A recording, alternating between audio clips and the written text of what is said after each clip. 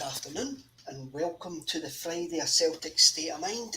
My name's Kevin Graham, and on this kind of muggy Friday here, it's a horrible Friday actually, here it's nice and rainy, I'm joined by Liam. Liam, how's things in Japan? Probably a wee bit colder than where you are. We've gone from summer straight to winter over here. Bloody freezing. What is bloody freezing? Tell me, what is bloody freezing in Japan?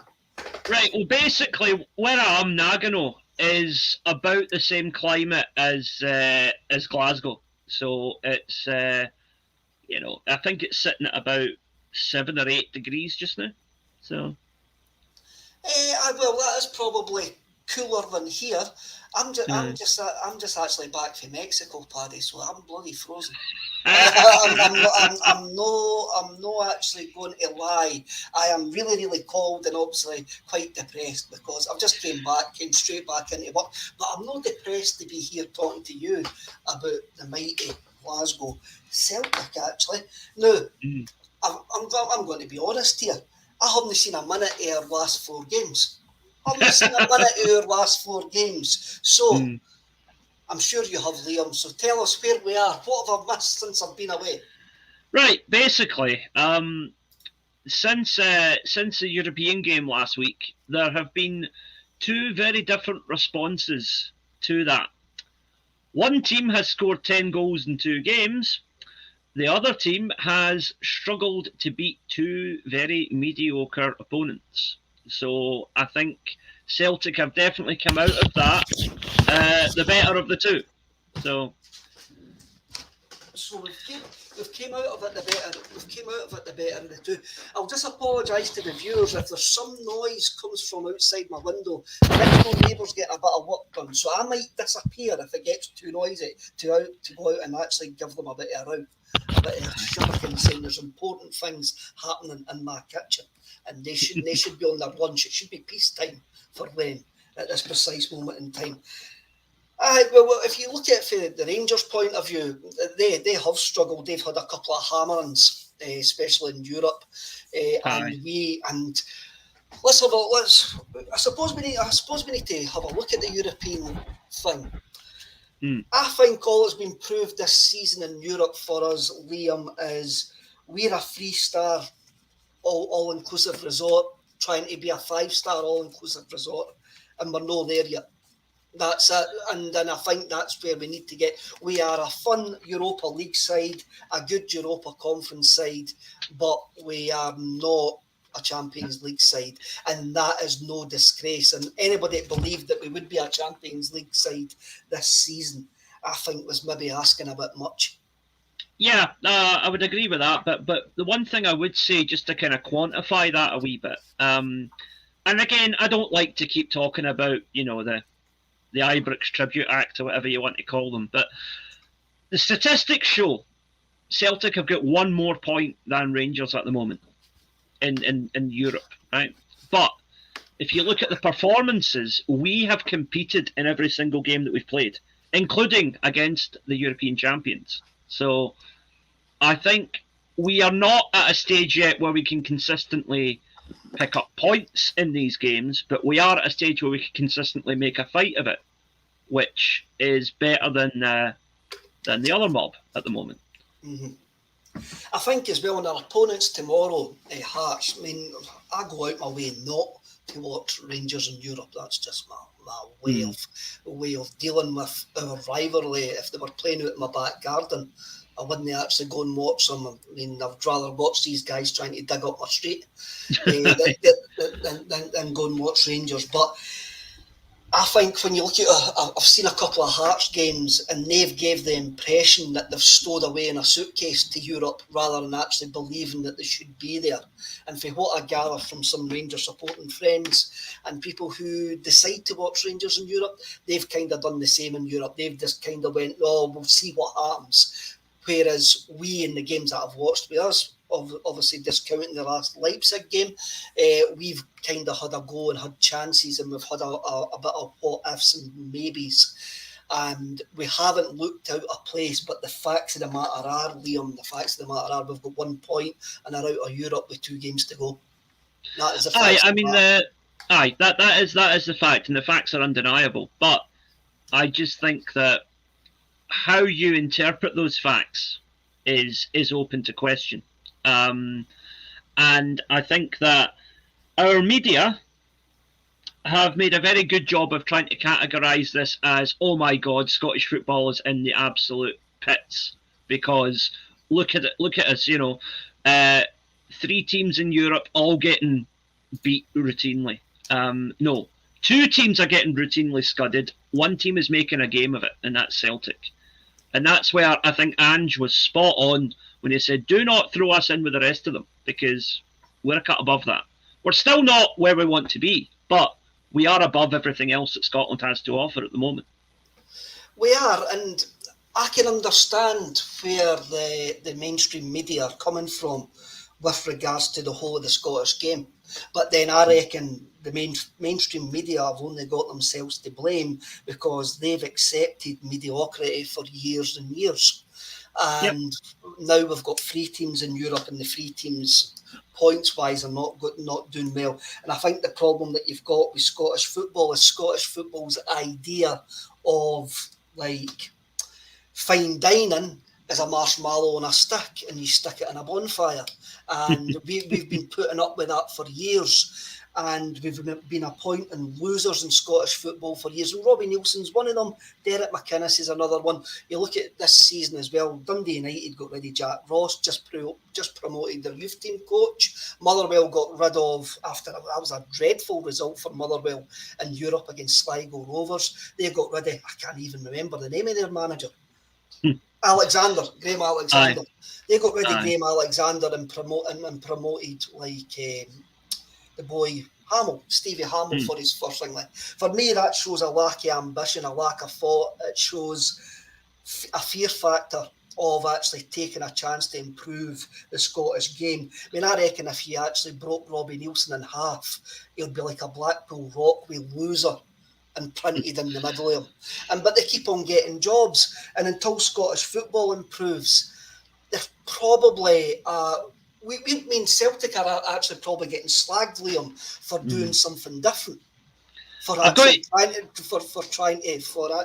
trying to bring in modern style of football. And even some of the Celtic support at that point were like, well, what are we trying to do here? And we've still got some supporters who are actually saying, when we go 2-1 up in Europe and that, we need to shut up shop.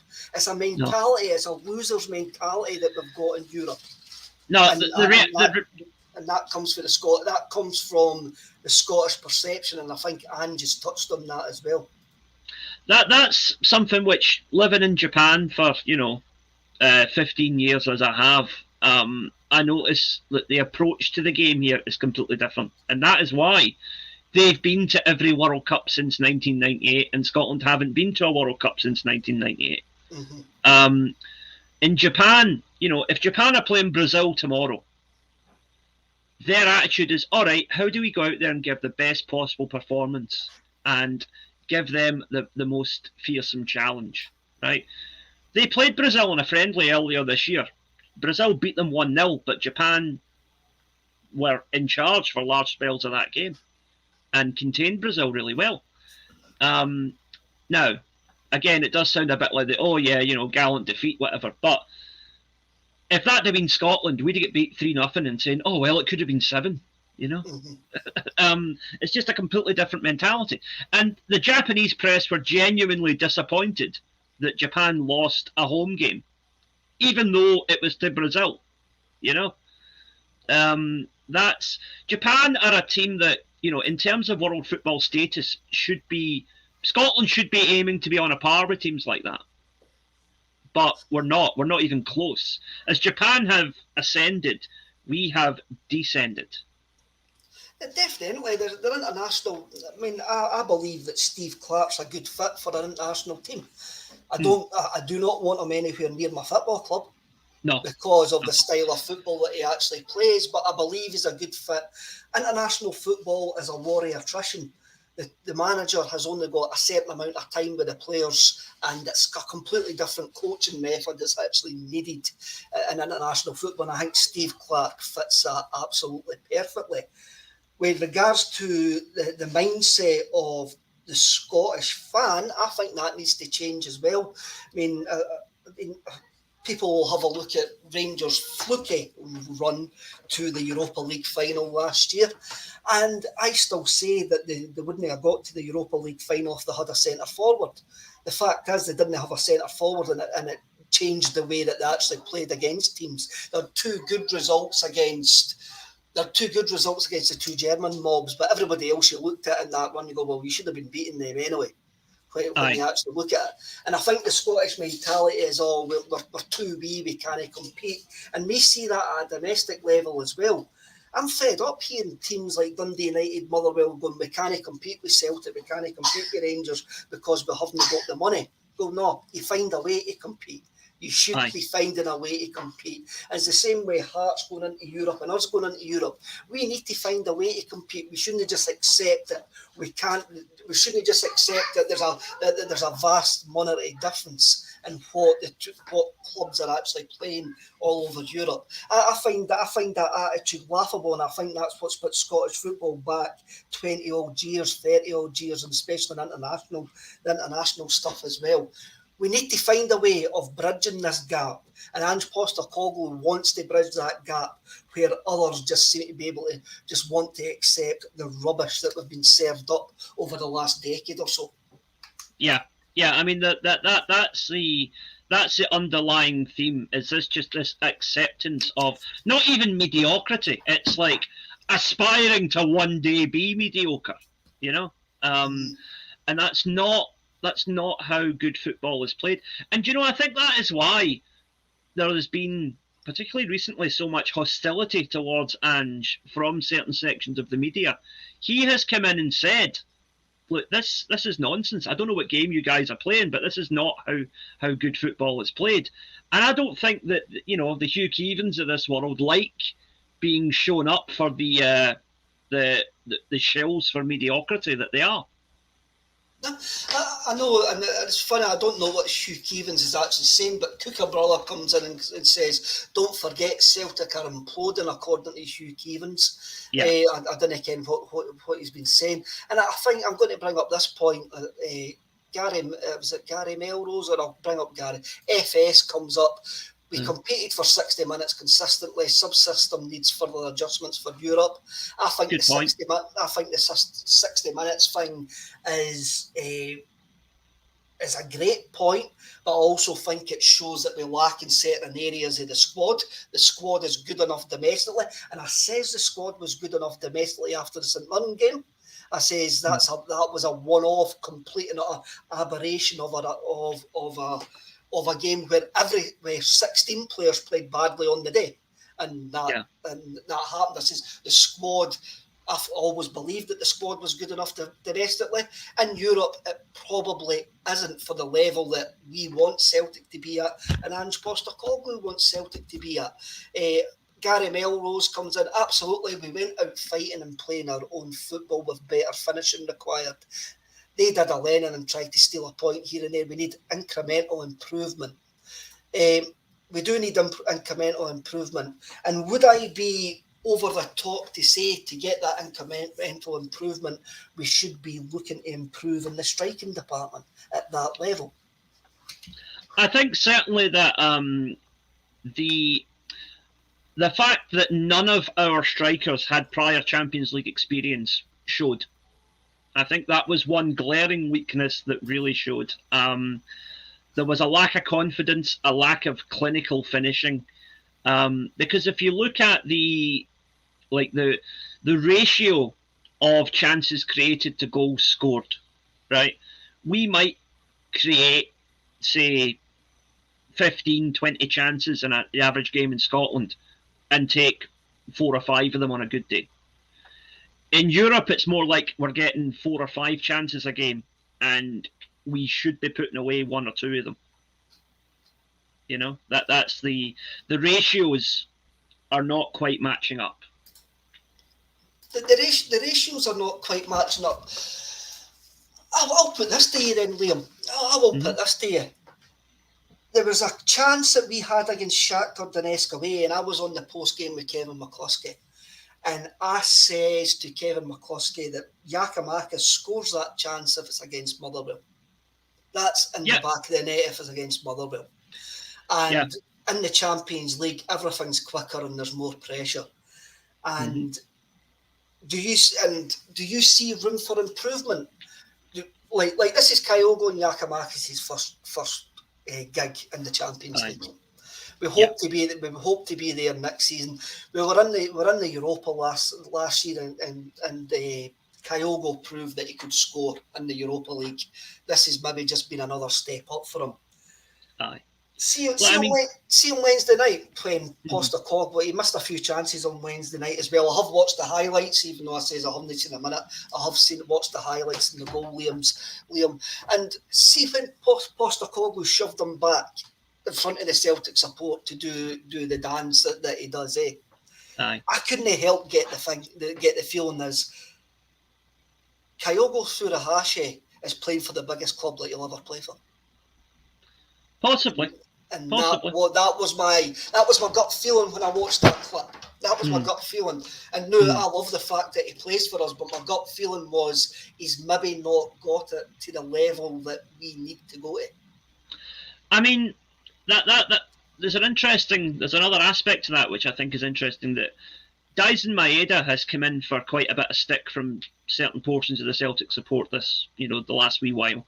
And I think some of it has been justified because he's not quite hit the same levels he did last year. But I also think a lot of it is just hyperbolic, let's get on the bandwagon and, crap on a particular player, for want of a better phrase. But when you look at the Japan national team, Maeda is a more consistent starter and more consistent squad appearance guy than Kyogo is. And maybe that's because the Japan manager thinks that Maeda has the potential to go a wee bit further in the future than Kyogo does. So that might tie in with what you're saying, It could. Maeda's became a bit of a whipping boy. He was a whipping boy before I left, and I think it was just in the two games that before I left, which was meant to constitute the blip, and I did use the quotation marks there for anybody that's listening on audio later on.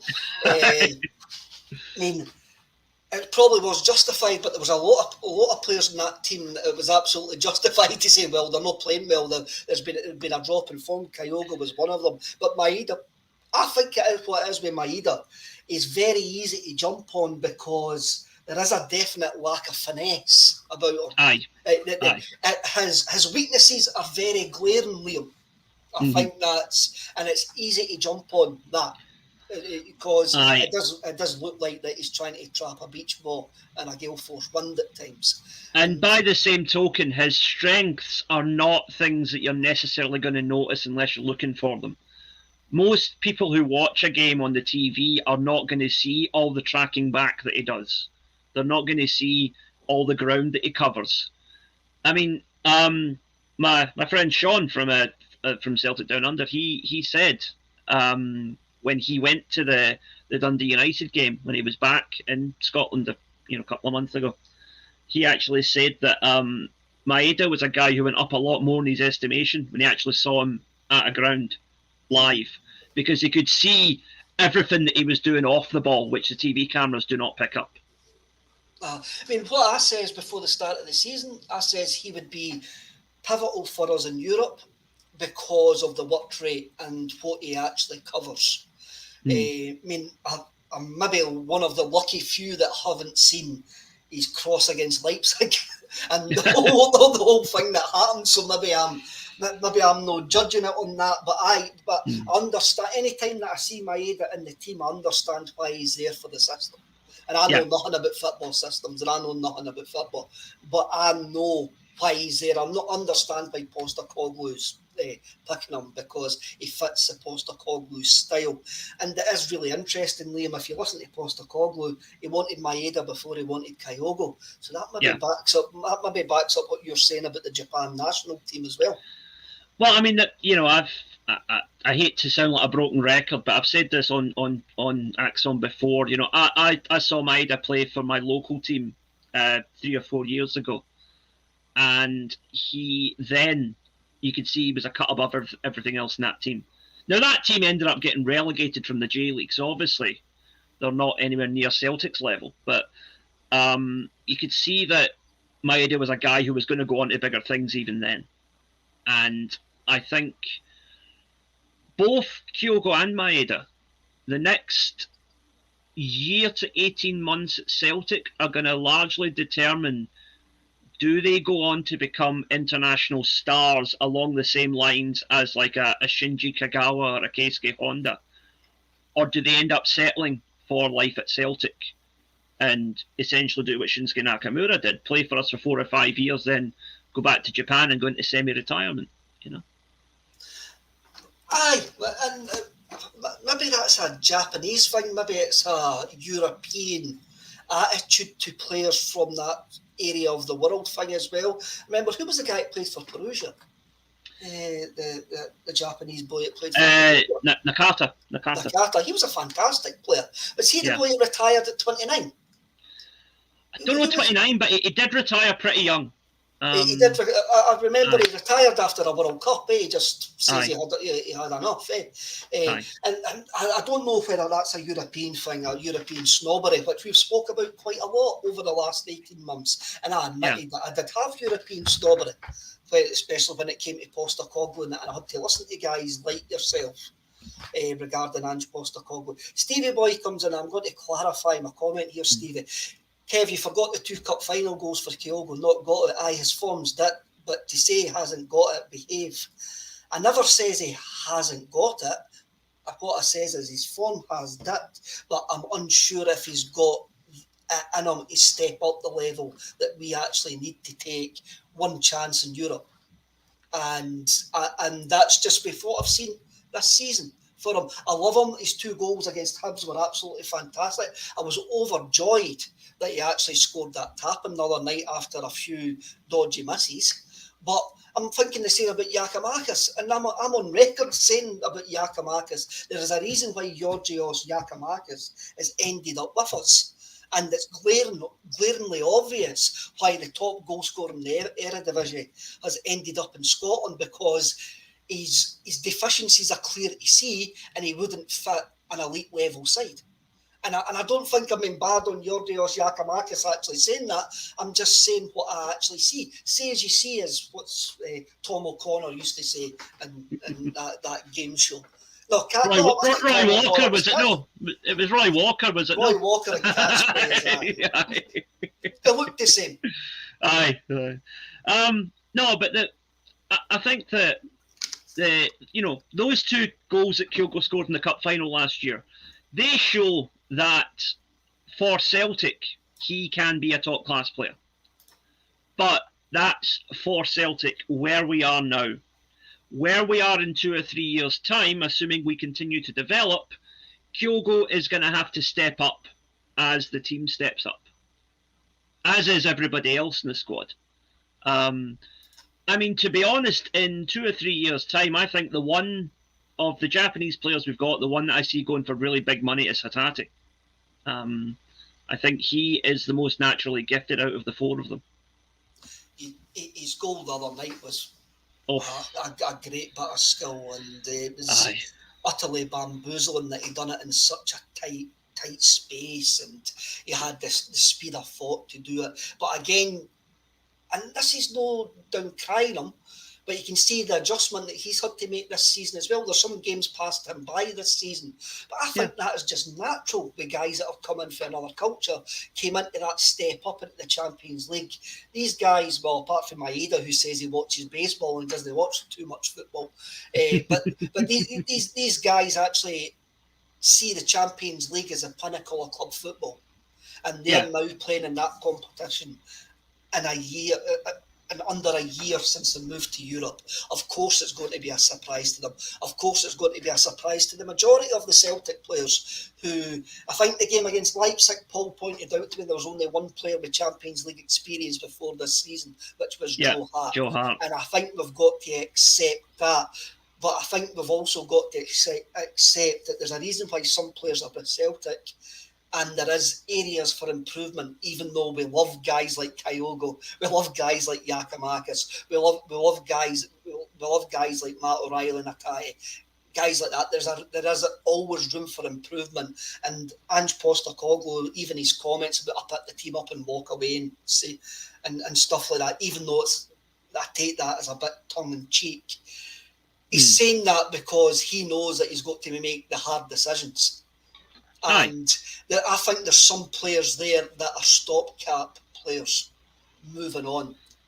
And moving forward, Postecoglou will actually look to improve them, and he knows himself if he sees players that have got the ability to improve. I think O'Reilly and Atati have showed the ability to have room for improvement, but there's others in the squad where I'm looking at going, maybe you're now at your ceiling with us, and there has got to be a churn here, and you've got to have a look at the two forwards. As you say, both of them haven't scored in Europe this season.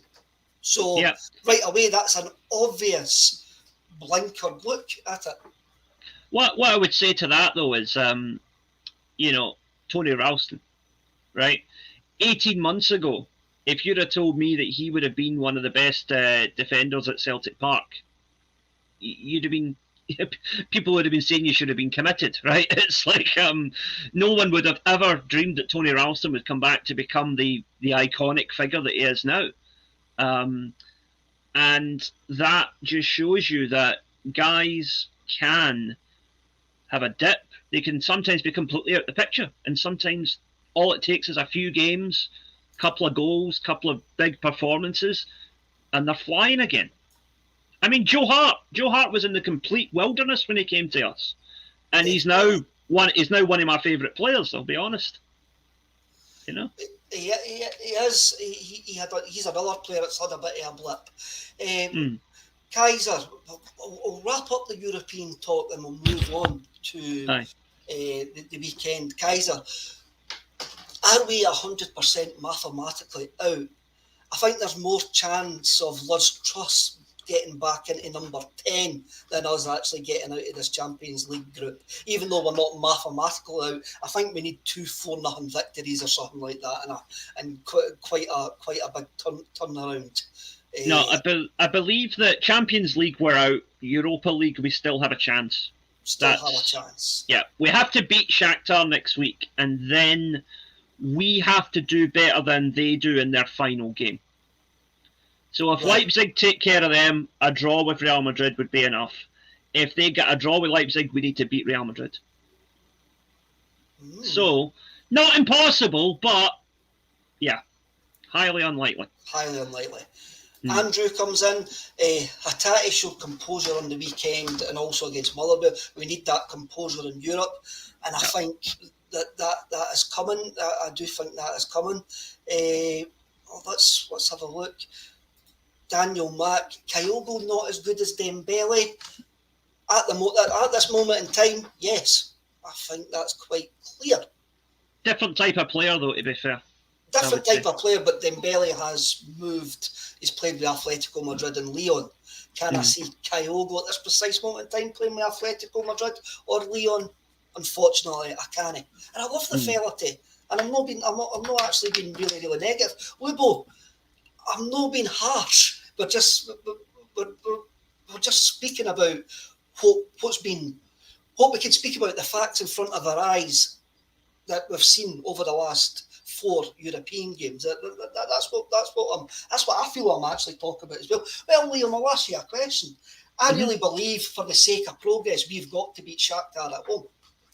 I think for this to be labelled as a season where we've progressed in Europe, we've got to beat Shakhtar at home, which means we've actually took 4 points off Shakhtar, who were the third pot team. For me, that would be progress. But we need to, for the sake of the side and for our sanity, we've got to beat Shakhtar. Last season, we won games in the Europa League. If we win a game in the Champions League this season, that's a demonstrable step up. So, totally agree with you on that one. Totally. Stephen comes in and says Tom O'Connor was named that tune. Was that no Lionel Blair? No, Lionel Blair was give us a clue, mate. What am I actually going about? Tom O'Connor was crosswits, was he no? Anyway.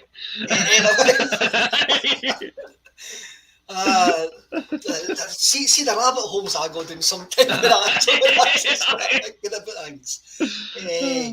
Right, we play Hearts tomorrow at Tynecastle, and there's been a couple of folk in the comments asked for it. So let's talk about VAR, which has been introduced in Scottish football. Yes. Anyway, I'm for this. It's not good for the match-going supporter. It's not going to be good for the match-going supporter. It's going to be great for it. As VAR for me is for the television audience. That's the only reason it's been brung in. It hasn't been brung in to actually help the referees. It's been brung in for like the TV audiences to make the game more a spectacle, because I know what I'm like, Liam, and maybe you're the same. If you're watching a game that's got VAR and something happens, you're going, "Oh, that's got to go to VAR. That's got to go to VAR. This is going to get chopped off." And you saw it against Leipzig in the whole game, in the away leg. As soon as it shows it was close, when that's going to VAR, is getting called off. And so it's exciting if you're a fan, probably with no emotional attachment to the game, sitting watching it on the telly. But at the stadium is going to be absolutely horrible, because you could have scraped your shins, and you could have went absolutely mental, piled on the boy next to you, and the goal gets chopped off, and that's not good. In saying that though, I was at my first in-person game for 3 years a couple of weeks ago. My wife and I went to see Japan International ladies against New Zealand, and there was VAR at that game. And now Japan won 2-0, and neither of the goals were disputed, so there was no goal checking VAR. But there was a couple of was it a penalty? Was that a booking? Whatever. And I was actually amazed at how quickly it was done. But that is because I think the Japanese probably have a far more efficient refereeing system than Scotland does. I'm going to use a bit of a political comparison here. It's not a political statement, just a political comparison to VAR, right? Having read up on political theory as much as I have, I used to be a journalist. I still am, part-time, but anyway. VAR for me is a bit like communism. It's a very good idea in principle, but it all depends on who are the people trying to carry it out. Right? Right. So, I think let's go down a right turn here, or a left turn, right? A left turn, we'll go to a left turn. So what you're saying is VAR is a great idea if Gorbachev had managed to put through his view for a socialist republic when he broke up the Iron Curtain, instead of capitalist gangsters coming in and taking it over. Exactly. Substitute capitalist gangsters for Masons from Lanarkshire, and you get the picture. Yeah. I mean, that's the problem. I mean, I've said this on this podcast for 4 years. I do not believe that the referees are biased. I just believe that they're absolutely terrible, and there's some decisions that are absolutely baffling. And we could, I mean, even like, I never watched the game last Saturday for obvious reasons, but my dad watched it, and I phoned my dad, and the first thing my dad says to me was, "That referee was terrible today," and that was in a 6-1 victory. And that, you're like, well, he must have been terrible if that's what you're talking about straight away. Well, after he was. The thing is, he was. With a perfectly good goal disallowed, they should have had at least a couple of red cards. It was a very, very poor refereeing display. But it's quickly forgotten about because we won 6-1. Mm-hmm. So it's something we've always spoke about on this podcast, and we've actually been slagged about it in post-games. When in post-games, we've went, that referee was terrible, even though we won. but we still have to call out a terrible refereeing performance. And what your doubts about VAR are perfectly valid, because my doubts are that the people who are running it will just be as useless as the guys that are officiating in the park. Yeah, I don't doubt the technology. I don't doubt the principle of it, but I severely doubt the competence and, in some cases, the integrity of the people who are going to be running it in Scotland. Andrew, again, comes in, VAR ruins games and cancels out good goals. Someone is always holding someone's shirt. Well, I would disagree with that, Andrew, but the reason I would disagree with it is this. I think the rules, offside rule especially, is utterly shambolic, where you can be offside if your kneecap's offside and the rest of your body's behind. If your pinky's offside, you're offside. I think the rules and the handball rule in that as well completely ruin the game. For offside, your whole body's got to be offside for me, for you to have any sort of advantage whatsoever. So you just can't give offside because, like, your kneecap's offside or your hand is offside or you've got a strange body shape. With handball as well, there's got to be an intent to play the ball. There's got to be an intent to actually put your hand down, to actually do it. I think VAR gets a lot of blame for stupid rules. Aye, this whole thing with body parts is just complete nonsense. I mean, right, case in point, I had the going from left, we're now going to right. Okay, I had the privilege once of actually seeing in person and holding Paolo Di Canio's boots. Right, now Paolo Di Canio was only a size 4, right? For a very physical player, he had tiny feet. Now, if you apply the logic that, you know, your toenail could be offside and get a goal disallowed, if the same chance is being played in and Chris Sutton takes it or Paolo Di Canio takes it, if Di Canio scores it, he's onside. If Sutton takes it, he's offside, simply because he's got bigger feet. You know, that's just daft, in my opinion. And this, I think VAR has had a lot of blame for a lot of stupid rule changes. And folk go, like, it's VAR ruining the game. I'm like, no. Pale-headed hobos that are making these rules up are absolutely ruining the game, because these things just can't be justified at all. Like, when you actually look at it, I mean, somebody can actually just go like that, and there has to be an intent for a ball. The guy has to intend for his hand needs to move. That's what I'm basically saying. So I think VAR gets a lot of blame for stuff that it shouldn't really get the blame for. Will it help in Scottish football? I think it will. I think it really will. Overall, will help in Scottish football get decisions correct. I have got the same doubts as you, Liam, about the guys who are actually looking at it, and I do have major doubts about what it'll be like in the stadium. Because I've only ever experienced it watching it as a fan. I think the fan experience could be diluted because of it, but I'm actually open to change that opinion, because I've never been at a game where VAR's actually been in play, so I can't really comment on that. I'm just going with other folks' comments. I mean, I've been at one game where it was used, and that was 2 weeks ago, as I said, but also that was women's football. And to give women's football its due, there tends to be a lot less fouling in women's football, a lot less squabbling with the referee, and a lot less play acting.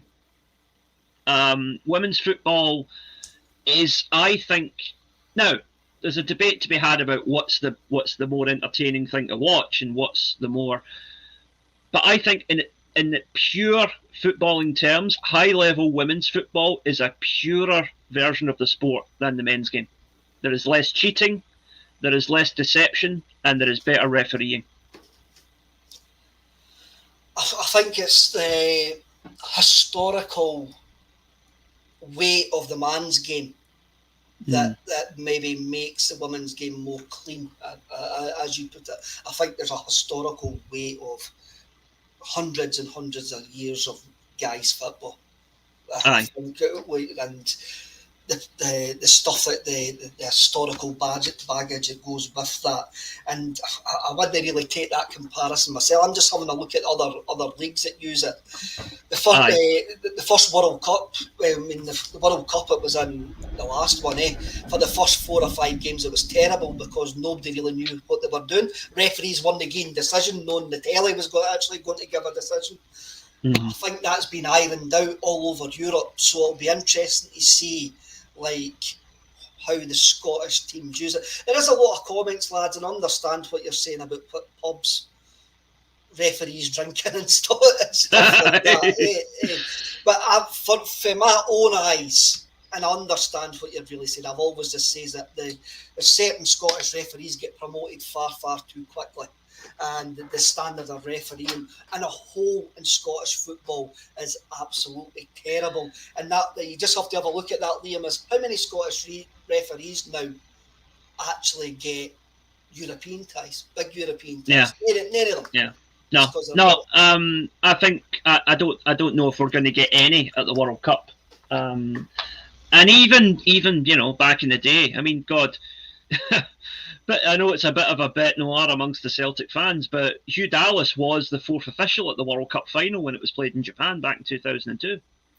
Our referees were once held in that high in esteem, Hugh Dallas being held in high esteem is we could have a complete and utter different podcast about that. Well, I'm going to use a political phrase, I'd have to recuse myself from that argument, because when I was 16, the first big interview I ever got when I was the copy boy at the Herald was with Hugh Dallas. So I am grateful to him for that. Whatever I might think of him as a referee or whatever, as a human being, he was very kind to me when I was a young reporter. So I have to recuse myself from slagging the guy off too much, because it'd be two-faced of me to do so. Okay. Right, Derek Smith. The audience bringing commercial revenue, what brings in more cash at the turnstile? True, but as I said previously, I think VAR is definitely to improve the television experience. Yeah, and the match-going experience. Brown Warrior, small feet. I think the small feet situation. The answer is obvious. Open-toed Nikes. That is the answer. Other shoe manufacturers are available. We're not with or without toes. Without toes. And Lord Lewis Kincora, the third, Leon Dublin was regularly 1 foot offside. Yeah. Well, the rumours are that is true. Well, I think it would depend on how excited he was at the time, shall we say? Yes, rumours are it was true. Tagline today, Liam, is Celtic return to Tynecastle. Should Kyogo or Giakoumakis lead the line? Mm-hmm. Kyogo started during the week there. Did Giakoumakis start against Hibs? As I say, I haven't done any research whatsoever the last 4 games. So, aye. Do you know what? I actually can't remember off the top of my head. Oh, it was Giakoumakis that started. Giakoumakis that started. Aye. So because it was the front 3 was Giakoumakis, Haksabanovic, and Forrest. So it was a wholesale change from what we were expecting.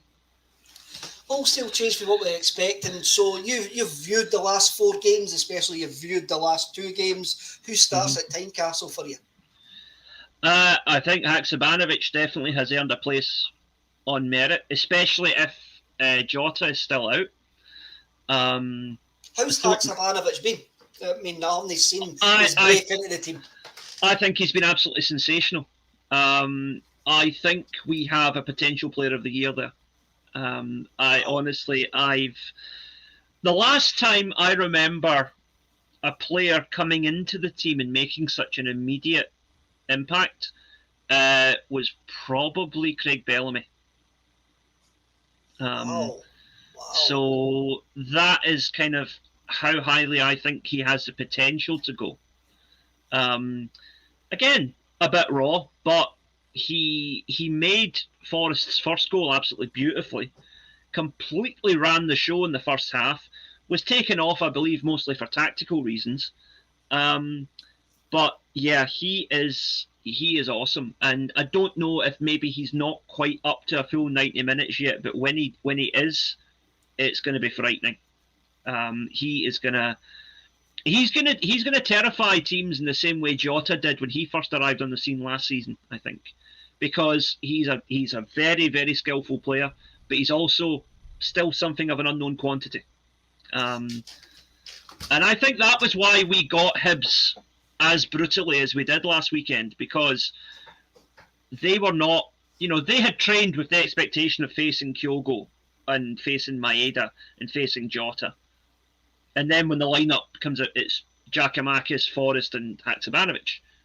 They had obviously not prepared for those at all, Mm-hmm. There seems to be a rebirth in James Forrest after last week as well, eh?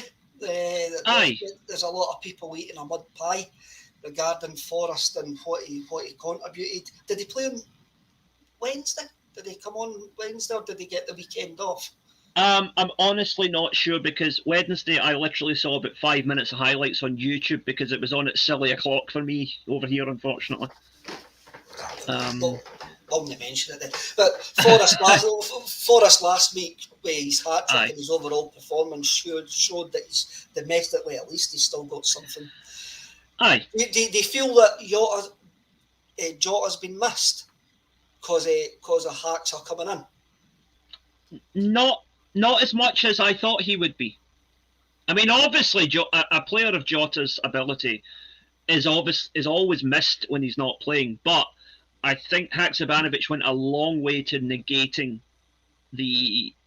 Put it this way, our front line did not look any noticeably weaker from having Haksabanovic in there instead of Jota. That's good to know. Actually. Aye. I think Jota is probably still the better player in terms of overall ability at the moment, but Haksabanovic is a more than capable deputy. Brendan comes in to show that he's paying attention. Didn't play on Wednesday, James Forrest. Thanks, Brendan. Failed us out there. Even just thinking about that 2 games a week for James Forrest is probably beyond him at this precise moment in time, especially with the squad that we have got.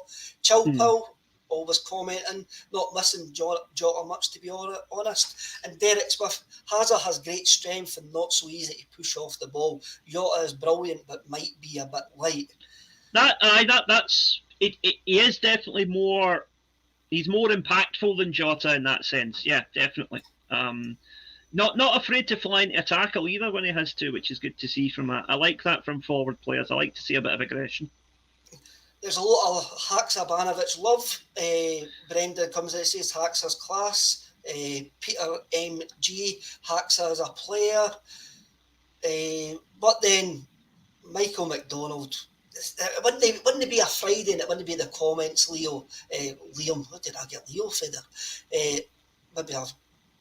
Aye. It wouldn't be an Axon bulletin with me if somebody doesn't come in and tells us to calm down. So Michael McDonald comes in to tell you to calm down, Liam, about your Craig Bellamy, Haksabanovic comparison there. But that's just what happens, eh? We've all got an opinion, eh? But I literally plucked Craig Bellamy out the air as like, who's a player who came into the team and made an immediate impact and an immediate big impact, and for me it was Craig Bellamy. I didn't say he's better than Henrik Larsson or anything like that. Come on. It's Friday night. I've not had a drink yet. For God's sake, give me a break.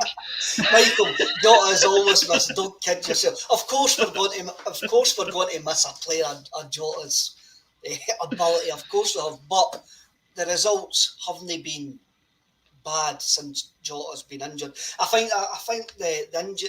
What is the injury? Can anybody tell me what the injury is to Jota? Well, in Ange's own words, he's just too damn gorgeous.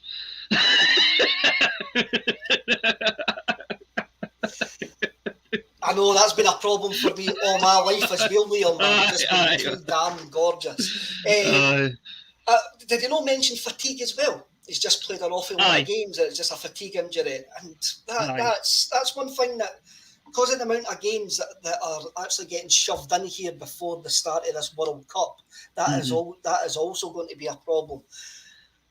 See, the other thing is with fatigue-related injuries, a little strain or a pull rest up for a week and you're fine. Try and play through it. You can end up being out for 3 months because you end up ripping the muscle completely. So that's why I think it's a good idea for us to kind of nurse Jota back into the team, because at the moment Haksabanovic is doing everything that we would expect Jota to do anyway. Paul actually confirms what you says there, Liam. Muscle tiredness, and Brendan again says it's a muscle strain. You're right there. There's no need to rush. You look what happened when we rushed Kyogo back. Aye. And we ended up losing him for 4 months. And domestically, I think we're more than well covered anyway. Okay. So if Haxer's come in and done a job, and we've got other guys that have came in and done a job domestically, then that's fine. I mean, we've lost Callum McGregor, and everything I've read about Matt O'Reilly in the number 6 role has been like all celebration, has been all good things. But Gucci Truffer comes in. O'Reilly is wasted in that deep midfield role. Played a couple of wayward passes that put us in danger in midweek as well. I have no comment on Matt O'Reilly as a number 6 because I haven't seen him play as a number 6. I'm sure I'm going to see him play as a number 6 tomorrow. Liam, do you agree with the commenter there? Respectfully disagree. He's played a couple of bad passes, but so does every player in the average game. No, I think for a guy who was signed as an attacking midfielder, he's slotted into that number 6 role very, very well. Especially for somebody so young. I mean, it's a guy who's only played about 100 professional games in his entire career so far. You know, that really is incredible. I must admit, Liam, it was a surprise that he was the one that dropped back into that role, because when I looked at the team, when I see Moy in the team, I just automatically assume Moy is going to actually drop there and be in that number 6 role because of the couple of times where he has came in and he has played in that role. I did not expect Matt O'Reilly to actually play that number 6 role. But then Ange Postecoglou, the man who knows more about football than me, says, well, I knew he could play there. So maybe we've all missed something.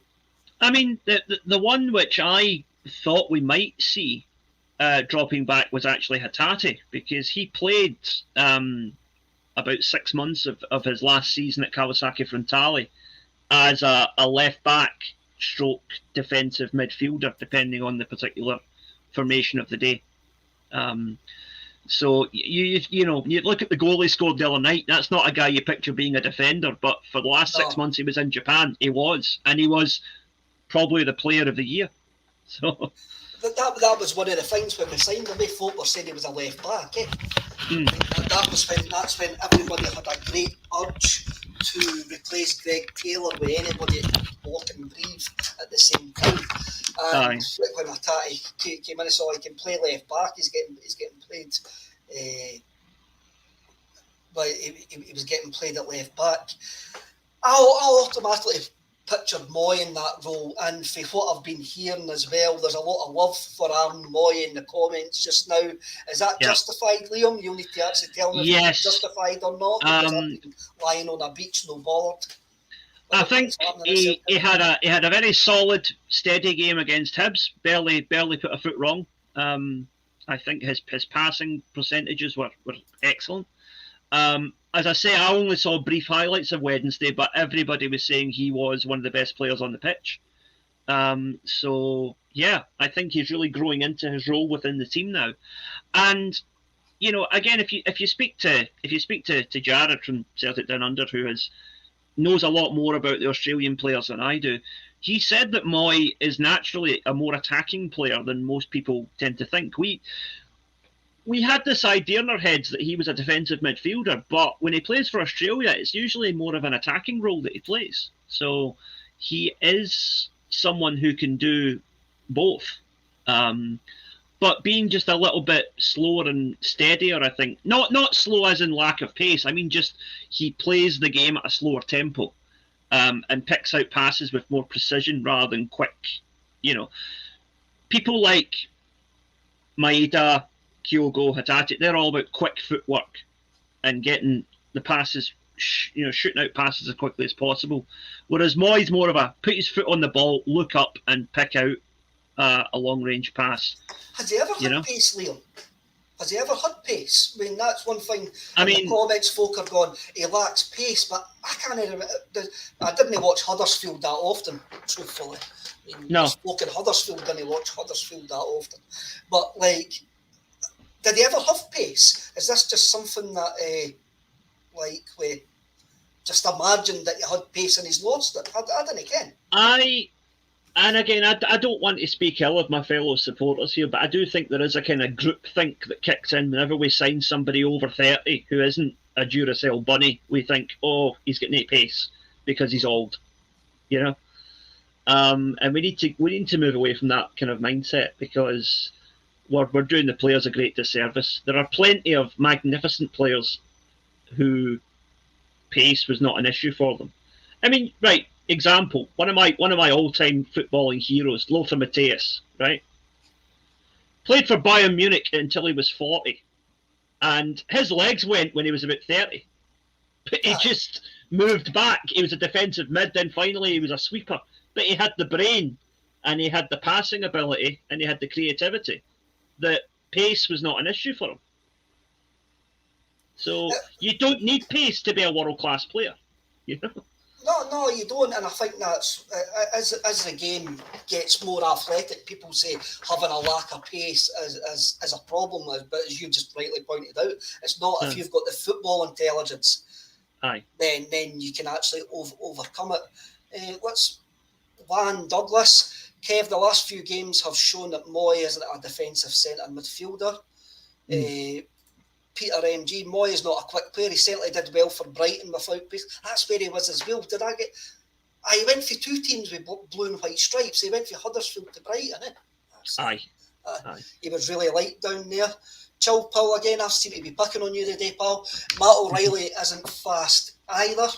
That's a point. I don't think O'Reilly is the fastest player that you'll ever see. But he has quick enough to play in Jota for that goal against the Mankey mob. Yes, definitely. He did just say, I've always said that he hasn't got pace, but he's got the pace of thought. Polymorphorus, it's no groupthink here. Moy used to have a decent engine getting into the opposition box. He might have never been lightning, but he's definitely slower and too slow for us in Europe and Sevco games. As I say, I've only seen the upturn in Aaron Moy's fortunes over the last couple of weeks, so I can't comment on that. I know where Paulie is coming for that, but that's based on me seeing his sub appearances and that one horrendous game against St Mirren. Look, at the end of the day, he's had a couple of good games, right? And a couple of good games does not a world-class player make. So if we having this conversation again around about Christmas time, I think we can make a fairer judgment, good or bad. But at the moment, he's looking good, and he's coming on to a good game, and he seems to have found his feet, found his place. I think as well that argument could be had by a lot of Celtic players. Are they good enough for Europe over this precise moment in time, Liam? It's an argument that we could be having about 11 of them, never mind just one or two. But there we go. Right, may as well get the team. I'm going to say that Giakoumakis will start tomorrow at Tynecastle with Hatzkabanovic, and I'm going to go Abada on the other side as well. That's my front three tomorrow. Abada or Forrest? That is the question. Because I agree with you on the other two. I would go with Forrest simply because to not play somebody in a next league game when they've just scored a hat-trick in the previous one would just be a bit daft. But then Abada with 2 goals the other night, they're ghosting it at the back post twice. Aye. So it's a good problem to have, that's for sure. But I think that if Forrest plays the way he played in the first half against Hibs last week, then I think it's better for him to start, and then you bring on Abada, possibly, and Maeda, and even Kyogo as well in the second half, to run at what will be very tired, very fatigued defenders. And you could get penalties, you could get free kicks, you could get red cards, you know?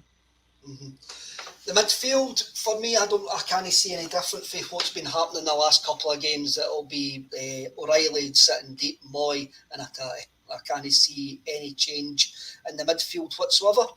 No. The back line, obviously, Joe Hart's a given. Again, three out the four back, the four back four for me are given. Greg Taylor, Maurice Jens and Cameron Carter-Vickers, who seems to have steadied the ship since he's returned from his injury, and he's, from what I'm seeing in the comments here, Jens looks like a world beater now with Cameron Carter-Vickers alongside him, when he looked like a dumpling with Stephen Welsh alongside him. I think Carter-Vickers +1 is always going to make for a solid defence. That guy just oozes class. I think that you can play Starfelt or Jens alongside him, and it's going to be solid, dependable. I mean, the couple of games he was missing, Liam, I think proves that. Put Cameron Carter-Vickers. Cameron Carter-Vickers is a massive, massive part of your side. Probably more. There is an argument, if he weren't already an hour in, there is an argument to say that it was probably a more important signing than Jota. Now that both of them have disappeared for a period of time. Well, put it this way, no offence to Jota, but he has been far more easily replaced than Carter-Vickers was. Definitely. Yeah. And right back, I think it'll be Juranovic. There's a few guys in the comments shouting for Tony Ralston to come back in, but on paper this is a difficult venue, but Hearts have been a bit woeful this season. We always seem to play quite well at Tynecastle. We really should get a victory tomorrow, eh?